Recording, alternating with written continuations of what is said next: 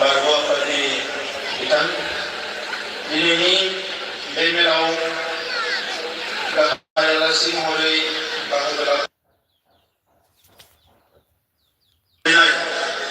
दुलाराय बर' फरायसा आफादनि आथिखालनि आफादगिरि सासे गोख्रों दैदेनगिरि दिपेन बर' बिथां बे हाबाफारियाव हांख्रायजानाय आलासि महरै बाहागो लाफैनो हानाय बर' थुनलाइ आफादनि लेङाइ आफादगिरि सीताराम बसुमतारी बिथां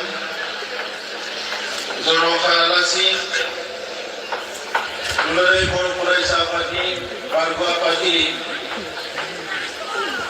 लोगोसे आथिखालाव CSBनि चेयारमेन डक्टर दीपक बसुमतारी बिथां लीला बसुमतारी गाहाय नेंथंगिरि बर' बिमा गौथुम बेवहाय बाहागो लानो हानाय बाक्सा जिल्ला एबसुनि बोसोनगिरि बि शंकर बसुमतारी बिथां बाक्सा जिल्ला एबसुनि बारग' आफादगिरि निपेन चन्द्र बर' बिथां बारग' गाहाय नेहाथारि हेमन्त बसुमतारी बिथां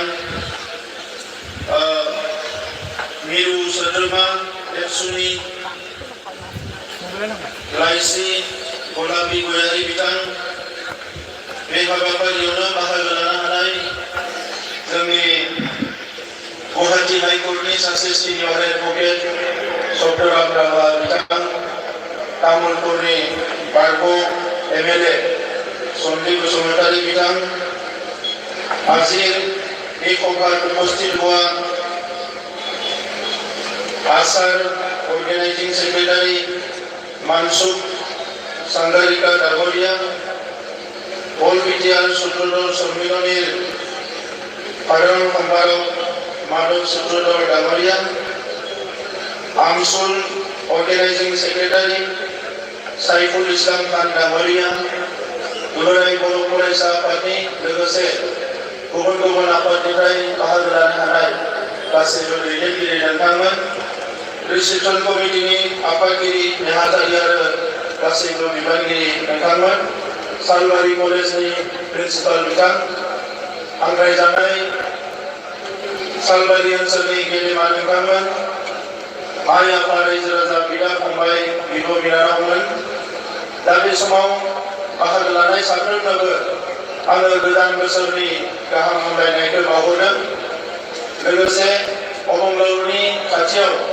आं आर'ज गाबदों बे गोदान बोसोराव नोंथांमोन बयखौबो आलो गोजोनै संसार जानो गाहाम देहा आरो गोसो लानानै गावबा गावनि जिउआव दावगालांनो अरायबो मदद खालामो बिनि थाखाय आं आर'ज गाबदों सालबारि ओनसोलनिफ्राय गोलाव सम दुलाराय बर' फरायसा आफादनि सोमावसारनाय BLTनि सोमावसारनाय NDPनि सोमावसारनाय बर' थुनलाइ आफादनि सोमावसारनायाव मुंख्लं जालांनाय साफ्रोमबो मुंख्लंनिसिम आं खर' गंग्लायै आंनि आर'ज गाबनायखौ बावहरदों लोगोसे मुंख्लं न'खरनिसिमबो आंनि गोसोनि सिबिनाय आरो अननायखौ आङो बिथांमोननिसिम बावहरदों आङो दिनै गोलाव बाथ्रा बुंनांगौ दङ होननानै सानाखै दुलाराय बर' फरायसा आफादनि आफादगिरि बिथाङा लोगोसे जोंनि मन्त्रि उजित ब्रह्म बिथाङाबो एसे आगोलाव बिबुंथि होलांबाय आरो बर' हारिनि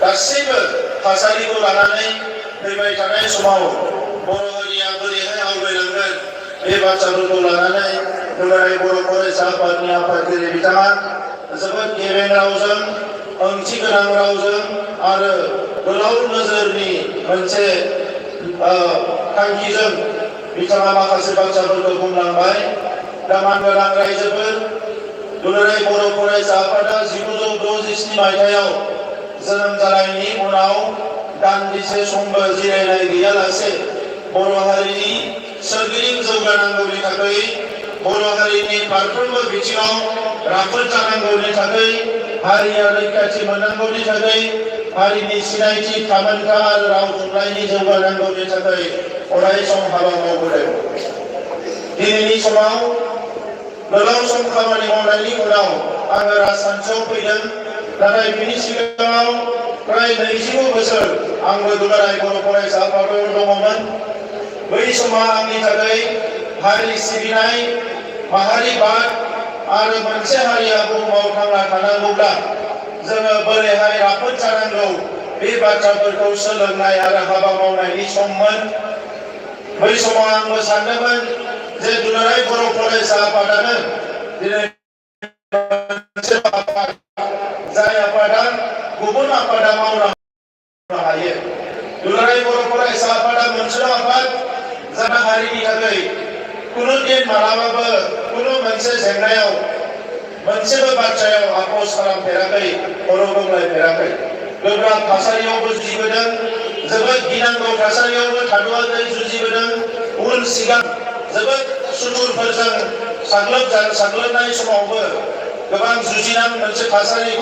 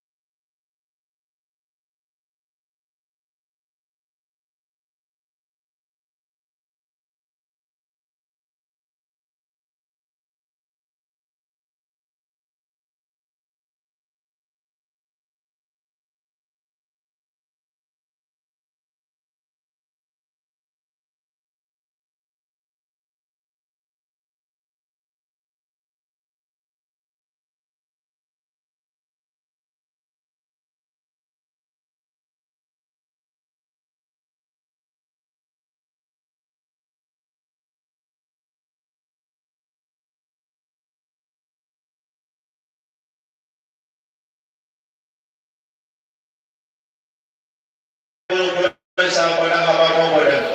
दा बिनि थाखायनो दिनै बुहुमाव बड'फा उपेन्द्रनाथ ब्रह्मआ साननाय बायदि बर'खौ बुहुमाव गेरेमसा माहारि महरै गायसननायनि जि एजेन्डा, बे एजेन्डाखौ लानानै दुलाराय बर' फरायसा आफादा सान हर खामानि मावनायनि उनाव बर'नि माखासे रिभलिउसनारिफ्रा, बिग्रायारिफ्रा, बर'नि सानसुमै मेलेमजिबि बयबो खौसे जानानै हाबा मावनायनि उनाव दिनै बुहुमाव बर'आ मोनसे बयजोंबो सिनायजानाय हारि जाबाय। मोनसे समाव बै समनि भारतआव जायफ्रा बेंदोंमोन, ब्रिटिश लिरगिरिफ्रा, जारिमिनगिरिफ्रा बुंदोंमोन बर' रावा 100 बोसोर थांनानै थानाय नङा।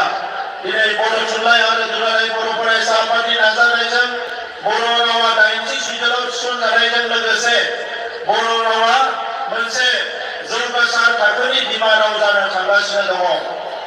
दिनै बिमा राव बर' रावजोंनो लिरनानै जोंनि लिरगिरिफ्रा साहित्य एकाडेमि बान्था मोनदों, गोबाङानो रिसार्च खालामबाय आरो जोंनि थुनलाइया जौगानायनिफ्राय जौगागासिनो दङ। दा नंखायनो मानगोनां रायजोफोर, सा सानजा भारतआव ट्राइबेल माहारिफोरनि गेजेराव बयजोंबो मानिजानाय, बयजोंबो दिनै फोथायजानाय आरो बयनिबो सोर्स अफ इन्सपिरेसन, थुलुंगा महरै बर' माहारि एबा दुलाराय बर' फरायसाफोरा आगान सुरलांनो हानाया जोंनि थाखाय मोनसे गोग्गाथाव बाथ्रा। दिनै बर'नि राजखान्थिया जि दिगावनो थाङा मानो दुलाराय बर' फरायसा आफाद आरो बर' थुनलाइ आफादा गोथों लामाजों दावगालांबाय थानायाव सोरबा गोनो गोथो सानग्राफ्राबो दिनै थोंजों लामाजों थांनो गोनां जादों। दा बेनिखायनो आं दिनै बाख्नायगोन जे दुलाराय बर' फरायसा आफादनि जागायजेननायनिफ्राय दासिम जि दैदेनगिरिफ्रा हारिखौ दैदेनलांबाय, बिथांमोनखौ आङो बेवहायनो साबायखर बावगोन। बे समाव जोंनि जि गोरोबथा जालांबाय, मोनथाम गोरोबथा जालांबाय, बिनि मोनसे लास्ट जि गोरोबथा 2020 मायथाइयाव जादों भारत सरकार आरो आसाम सरकार आरो बर'फोरजों, बेखौ मोगथां महर होनो थाखाय जोंनि सरकारजों लोगोसे दुलाराय बर' फरायसा आफाद आरो सागान होनाय गासैबो आफादफ्रा नारा नाथा नाजागासिनो दङ। मोनसे समाव सिमांमोन संकसनिफ्राय सदियासिम आलादा रायजो सोरजिनांगौ। बे आलादा रायजोखौ संकसनिफ्राय सदियासिम सोरजिनो हायाखै। बियो थांनानै मास बादावनो मोनसे जोंनि सिमां महरै दङमोन। बिएससि जानाय, बिटिसि जानायाव जेब्ला बिटिआर गोरोबथा जायो, बियो गहपुरसिम जोंनि सिमाया दिनै ओंखारलांबाय। जोंनि जि सेक्रिफाइस, मुंख्लंफोरनि जि जिउ गारनाय, थै होनाय, बियो बिन्दोसेबो ओरैनो थाङाखै। दिनै जोंनि सिमाखौ सानजाहाबो खोलाहाबो अरहोनो थाखाय जों खामानि मावगासिनो दङ। अलरेडि गासै 60 गामि हाबबाय, बाखिखिनि गामिखौबो सोनो थाखाय जोङो अराय सम सावरायगासिनो दङ। जोंनि सोलोंथाइखौ लानानै दुलाराय बर' फरायसा आफाद आरो बर' थुनलाइ आफादा थांनाय 40 बोसोर 50 बोसोराव सोमावसारबोदों। लासै लासैनो जोंनि फरायसालिफ्रा प्रभिन्सियेलाइज जाबाय। जिखिनि जायाखै बेखौ प्रभिन्सियेलाइज खालामनो थाखाय जों सरकारजों सावरायगासिनो दङ। जोंनि कलेजफ्राबो प्रभिन्सियेलाइज जाबाय आरो जिखिनि जायाखै बेखौ प्रभिन्सियेलाइज खालामनो थाखाय जोङो सावरायगासिनो दङ। जोंनि रांखान्थिखौ जौगाहोनो थाखाय सरकार दानायनि उनाव आबादनि बिथिंखौ जों जोबोद गोख्रोङै खामानि मावनो नाजाबोदों। बे आबादनि बिथिंखौ गोख्रों खालामनो हायोबा जोंनि रांखान्थियाव जोबोद जौगालांनो हागोन। 2019-20 मायथाइयाव जोंनि आबादनिफ्राय मोननाय राङा बिटिसि एरियानि बै समाव 4 जिल्ला दङमोन, गासै 1900 कौटिमोन। नाथाय बोसोरथाम मोजां खामानि मावनायनि उनाव दा बियो 3600 कौटिसिम जोंनि आबादारिफ्रा माइ एबा गुबुन गुबुन आबाद मावनानै दिनै बिटिआर ओनसोलाव बेखिनि राङा मोनसे ट्रेन्जेकसन जानायनि मोनसे थासारिखौ जोङो नुदों। फरायसालिफोरनि थासारिया मोजां नङा। लासै लासैनो जोङो सरकार दानायनि उनाव फरायसालिनि थासारिखौ दिनै सोलायबाय। मोनसे समाव गोजोन गैयिनि थाखाय जोंनि मानसिफ्रा गोजौ बाथ्राफोरखौ साननो हायाखैमोन, गोलाव समसिम साननो हायाखैमोन। मानोना सानफ्रोमबो पुलिस, मिलिटारि बायदिसिना थासारिफोरजों जुजिनांगौ जादोंमोन। गुबुन हारिफोरजोंबो एना एनि जानायाव जोंनि मानसिफोरखौ गुबुन हारिफ्रा नायनो हायै बायदि मोनसे थासारि जाबायमोन। जों सरकार दानायनि उनाव बड'लेण्ड ओनसोलाव दिनै बयबो हारिजों गोरोबनानै थानो हानाय मोनसे थासारिखौ लाबोफिनबाय। जोंनि हानि जेंना, समाजखान्थि बायदिसिना नुजानाय जेंना, जौ जुवाफोरखौबो दुलाराय बर' फरायसा आफादा जेरैबायदि बन्द खालामनो नाजाबोदों, जों सरकारनि फारसेनिफ्रायबो जोंनि ओनसोलाव जौ जुवा होनायखौ बन्द खालामनो थाखाय जोङो नाजाबाय थादों जाहाथे जोङो गोग्गो समाज मोननो हायो। दा नंखायनो मानगोनां रायजोफोर 40-50 बोसोर जोङो सोमावसारनानै जोंनि गोनां समखौ जोङो होबोबाय हारिनि थाखाय दिनै हारिया मोनसे थाखोआव फैबाय बेहाय उनथिं नायनांगौ गैला जों सिगांथिं नायनांगोन। जोंनि सरकारा मोनसे माहारिनि सरकार हिसाबै जि खामानिखौ दिनै जों मावनांगोन सोलोंथाइ जौगानायनि थाखाय फरायसालि फाहामनाय फोरोंगिरि थिसननाय मोनफ्रोमबो खामानिखौ गोख्रों नोजोरजों जों मावगासिनो दङ। बे